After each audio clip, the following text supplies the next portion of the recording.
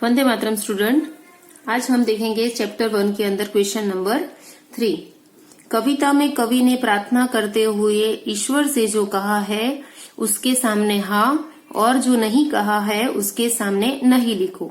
Okay, तो इसका मतलब ये है कि यहाँ कविता की कुछ पंक्तियां लिखी हुई है। वो पंक्तियों के अंदर ईश्वर से कवि ने जो कहा है उसके सामने हाँ लिखना है और ईश्वर से कवि ने जो नहीं कहा है उसके सामने ना लिखना है। पहला लिखा हुआ है विपदाओं से भीत न हो, तो ऐसा कवि ने लिखा हुआ है, ऐसा भगवान से ईश्वर से ऐसा कहा है। यस, कहा था कविता के अंदर, तो यहाँ पे आएगा हाँ, ये डन है, बुक के अंदर किया हुआ है। फिर दूसरा है रक्षा करो विपद से मेरी, ऐसा कवि ईश्वर से कह रहे थे। यस, कह रहे थे, तो यहाँ पे भी आएगा हाँ। फिर दुख पर ही अब विजय करूं मैं, ऐसा कवि ईश्वर से कहते हैं। यस, कहते हैं, तो यहाँ पे आएगा हाँ।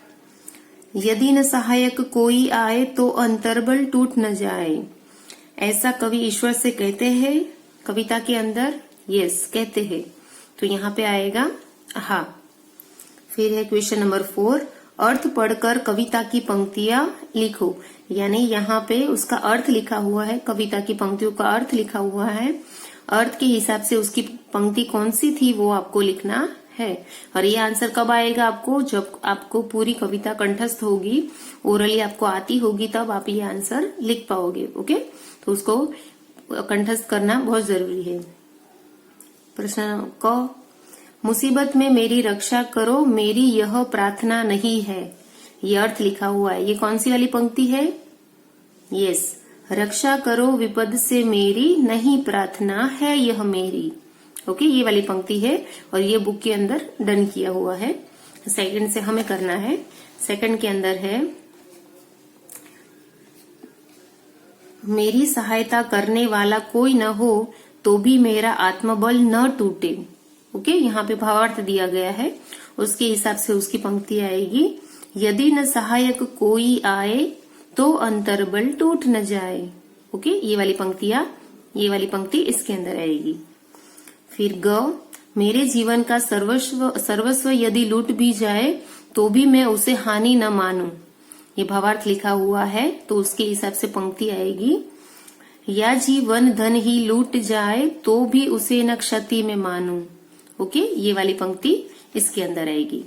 अभी देखेंगे हम भाषा की बात। भाषा की बात यानी वो हमारी चैप्टर का ग्रामर सेक्शन होता है। ये हम आगे भी देख चुके हैं भाषा की बात, कि भाषा की बात के अंदर ग्रामर सेक्शन आता है। तो सबसे पहले लिखा है समानार्थी शब्द यानी सिनोनिम्स। ओके, समानार्थी शब्द लिखो, यानी यहाँ पे जो वर्ड लिखा है उसके 2 समानार्थी शब्द लिखने हैं। और वो भी कहाँ से? यहाँ पे बॉक्स के अंदर, पिंक बॉक्स के अंदर ऑलरेडी आंसर दी गए हैं, उसमें से ढूंढ के आपको यहाँ पे लिखना है। तो पहला है विपदा यानी मुसीबत या फिर विपत्ति, ये रेड डन किया हुआ है बुक के अंदर। सेकंड से हमें करना है व्यथित, तो व्यथित का समानार्थी शब्द क्या होगा? दुखी। ओके, यहाँ से दुखी ढूंढकर वर्ड हम यहाँ पे लिखेंगे। और दूसरा होता है व्याकुल, तो व्याकुल वर्ड यहाँ से ढूंढकर हम सेकंड वाले बॉक्स में लिखेंगे। ओके, फिर है चित, चित का समानार्थी शब्द होता है मन, तो यहाँ पे लिखा है मन। और दूसरा है हृदय, तो यहाँ से हृदय। ओके, मन और हृदय ये दोनों बॉक्स के अंदर हम लिखेंगे। उसके बाद है अंतर्बल, अंतर्बल का समानार्थी शब्द होता है आत्मबल और मनोबल, तो ये 2 वर्ड यहाँ से हम यहाँ पे लिखेंगे। ओके, उसके बाद है वंचना, वंचना का समानार्थी शब्द होता है छल और धोखा। ओके, ये 2 वर्ड यहाँ से लेके हम यहाँ पे लिखेंगे। फिर है क्षति, क्षति का समानार्थी शब्द होता है नुकसान और हानि। ओके, तो ये 2 वर्ड यहाँ से लेके हम लोग यहाँ पे लिखेंगे, हाँ ना। चलो अभी आगे देखते हैं।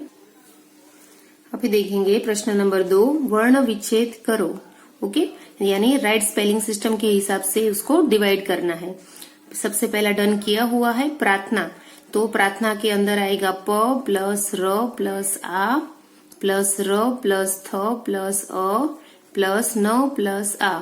ओके, यानी प्रा का क्या लिखा है, प प्लस र आ, प्रा बनेगा। थ का क्या लिखा है, उसके ऊपर रेफ है, यानी पहले आएगा र, उसके बाद थ आएगा, और थ के पीछे कौन सा लगता है स्वर, अ, यानी अ आएगा। उसके बाद ना लिखा है, तो पहले आएगा न, और उसके बाद ना बोलने में पीछे कौन सा स्वर लगता है, आ। ओके, तो प्लस आ आएगा। इस हिसाब से याचना, याचना का वर्ण विच्छेद करेंगे। याचना, तो सबसे पहले क्या आता है, य, तो सबसे पहले य लिखेंगे, और या बोलते समय पीछे कौन सा आता है स्वर, आ, तो य प्लस आ, या। फिर है च, तो सबसे पहले लिखेंगे च, और च बोलते समय पीछे कौन सा स्वर लगता है, अ, तो च प्लस अ। ओके, ना, ना बोलते समय पहले न आएगा, और उसके पीछे कौन सा स्वर लगता है, आ, तो प्लस आ। ओके, फिर विजयी, फिर जीवन, जीवन के अंदर सबसे पहले ज और ई की मात्रा है, तो उसके जी बोलेगे तो उसके पीछे ई की मात्रा आएगी, ई आएगा स्वर, तो ई लिखेंगे। फिर वो लिखेंगे, वो के पीछे कौन सा स्वर लगता है, अ, तो वो प्लस अ। फिर न लिखेंगे, और न के पीछे कौन सा स्वर लगता है, अ। ओके, तो यहाँ पे न लिखेंगे, आ यहाँ पे आता है, यहाँ पे नहीं है। ओके, तो यहाँ पे सिर्फ अ ही आएगा। उसके बाद विजय, विजय का सबसे पहले देखेंगे वी, तो वी प्लस ई आएगा, छोटा ई, और फिर ज के प्लस झ करेंगे, और अ, झ के पीछे अ का अनुस्वार आता है, इसलिए अ। फिर य के पीछे भी अ का अनुस्वार आता है, यानी य प्लस अ। ओके, ऐसे वर्ण विच्छेद करेंगे। अब हम देखेंगे प्रश्न नंबर 3।